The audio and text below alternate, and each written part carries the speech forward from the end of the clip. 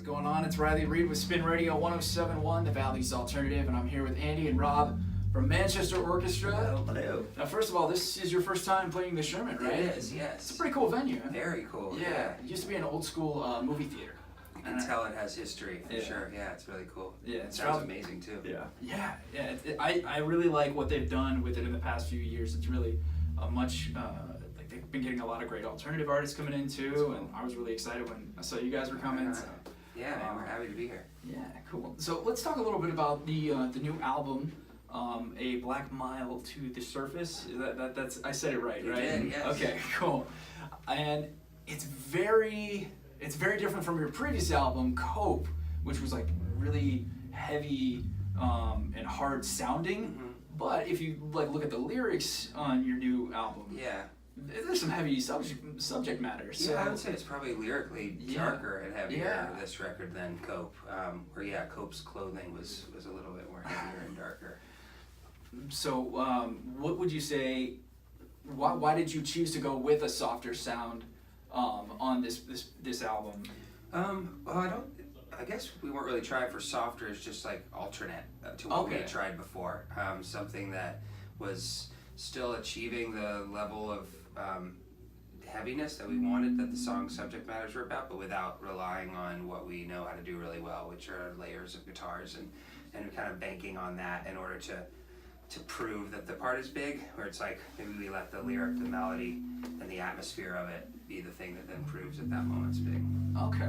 And now Tucker, he's a huge fan of you guys actually, and he was telling me that you had something to do with the movie Swiss Army Man. Yeah. You guys like worked on the score. Can you tell me a little bit more about that?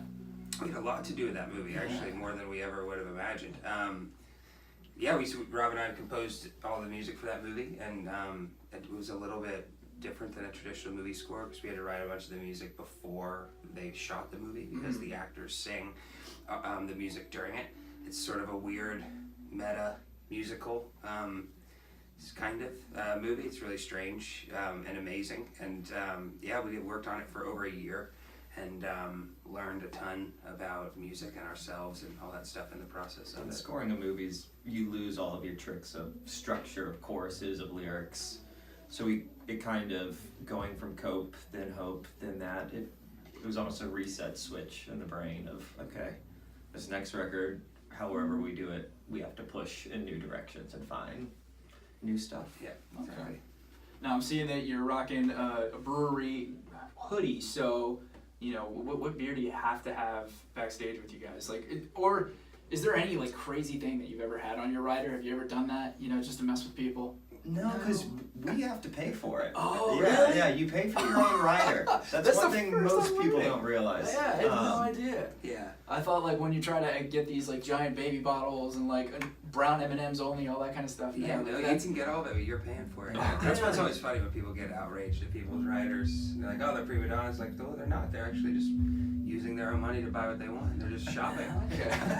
Well, okay, now it makes so much more sense. Yeah. I always wondered why Josh Homme always wanted to have Modelo backstage, but that's what he loves. Yeah, that's what he loves. It makes sense, and he's paying for it. There you go. Wow, I had no idea. You just opened my mind. There you go, little secrets. Now, Andy, you're a well-bearded gentleman. I've tried. You've had that like mountain man kind of look. Yeah. It's got to take some maintenance, right? So. Oh, less than you'd think. No way! Come on. No, you don't use any beard oils I or don't. anything? No beard oil. No nothing. I have to like work on this for like 15 minutes in front of the mirror. No, you know what I do? I have to like, it'll just start going out, and then I have to kind of but it's all just freehand, just kind of buzz what's not working. But no, I've just like, my grandfather was like one of those dudes that just said like, use a bar of soap for everything, you'll be fine. And I just I go with that. That's now in my older age, I put a little lotion on my face after I get out of the shower, but it's about it. Never.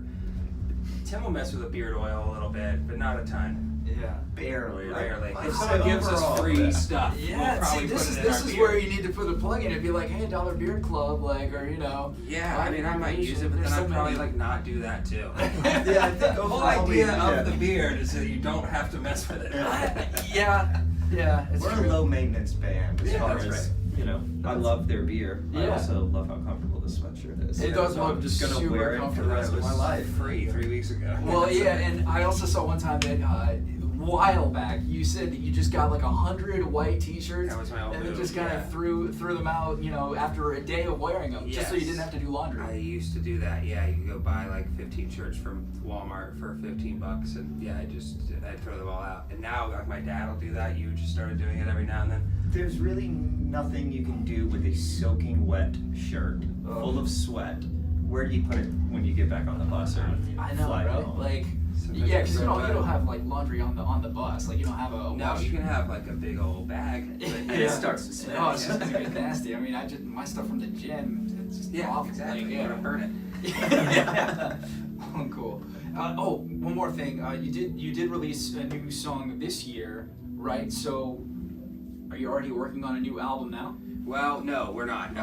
I mean, mentally we are collecting ideas and thoughts and melodies and stuff, but we've yet to get together for a session as a band yet. But we do have some cool stuff coming out soon. Very so cool. yeah, stay tuned for that. Awesome. Maybe we can debut it on Spin Forward. That's our new music Oh, show right that on. we do, and that's where we first debuted the Gold, and it took off, and That's we started awesome, playing it man. on the station. So you can hear Manchester Orchestra the Gold on Spin Radio 107.1. This is Manchester Orchestra. Andy, Rob, Riley Reed with Spin Radio. Thanks.